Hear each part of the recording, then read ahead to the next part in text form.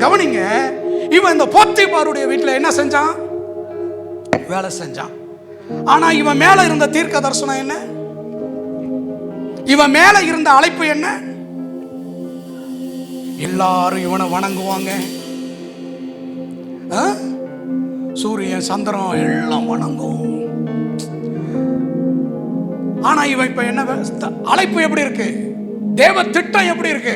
அப்படியே ஐஃபையா இருக்கு. சூரியன் செஞ்ச வேலை என்ன? ஏதாவது முடிச்சு போட்டு பாரு, சம்பந்தம் இருக்கான்னு. யோசேப்பு, உன் மேல இருக்கக்கூடிய கிரெடிட் என்ன? என் சகோதரர்கள் எல்லாரும் என்ன வணங்குவாங்க, என் நெற்கட்டு நிமிந்து நிற்கும், என் சகோதரர்களுடைய நெற்கட்டுலாம் என்ன வணங்கி நிற்கும். உன்னுடைய ஐடி என்ன? இதுதான் என் ஐடி. உன்னுடைய லேபிள் என்ன? இதுதான் என் லேபிள். சரி யோசேப்பு, ஆனா நீ இப்ப என்ன வேலை செஞ்சுக்கிட்டு இருக்கிற? சில ஆள்னா என்ன தெரியுமா சொல்லும்? நான் படிச்சா இந்த காலேஜில் தான் படிப்பேன், இடிப்பேன். சில ஆள்னா என்ன தெரியுமா சொல்லும்?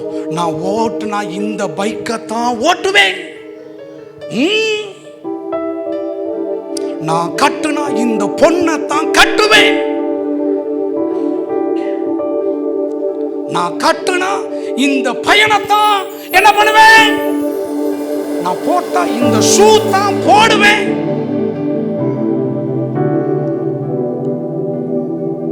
பாருங்க, யோசேப்புடைய ஐடி, யோசேப்புடைய அடையாளம், அவன் சொப்பனம், அவன் தரிசனம், அவன் அழைப்பு எல்லாம் அப்படியே.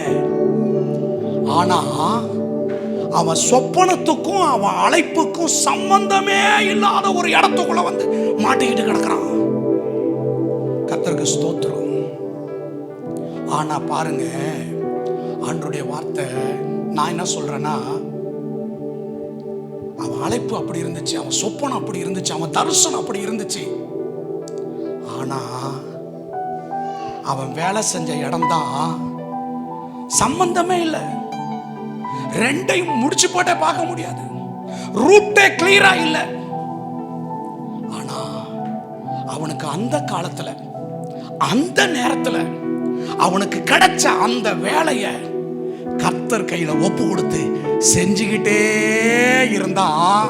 அந்த வழி தான் அவனுடைய சொப்பனத்தையும் அவனுடைய அழைப்பையும் அவனுடைய தரிசனத்தையும் நிறைவேற்றுகிறதுக்கு போத்திபாருடைய வீடு தான் அவனுடைய ரூட் மேப்பா இருந்துச்சு.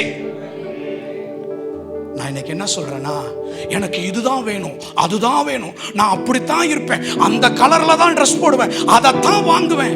இல்ல, கர்த்தர் உன் கையில கொடுக்கிறாரு பாரு, கர்த்தர் உனக்கு வாய்க்க பண்றாரு பாரு, கர்த்தர் உனக்கு நேரிட செய்கிறாரு பாரு. அதை நீ செஞ்சுக்கிட்டே இருந்தீனா, முறுமுறுக்காம, சங்கடப்படாம, கஷ்டப்படாம, வாக்குவாதம் பண்ணாம, கர்த்தரை தோத்திரம் பண்ணி நீ அப்படியே அதை செஞ்சுக்கிட்டே இருந்தீனா, அது ஒரு நாள் உன்னை எங்க கொண்டு போய் வைக்கணும்? கர்த்தர் எந்த ஸ்தானத்துல வைக்கணும்னு திட்டமிட்டு இருந்தாரோ, கர்த்தர் எந்த ஸ்தானத்துல உன்னை நிலை நிறுத்தணும்னு வச்சிருந்தாரோ, கர்த்தர் உனக்கு வாக்கு பண்ணி எதை தரணும்னு தீர்மானித்து இருந்தாரோ, அதுக்கு நேரா அது உன்னை கொண்டு போயிட்டே இருக்கும். ஹல்லேலூயா, ஹல்லேலூயா.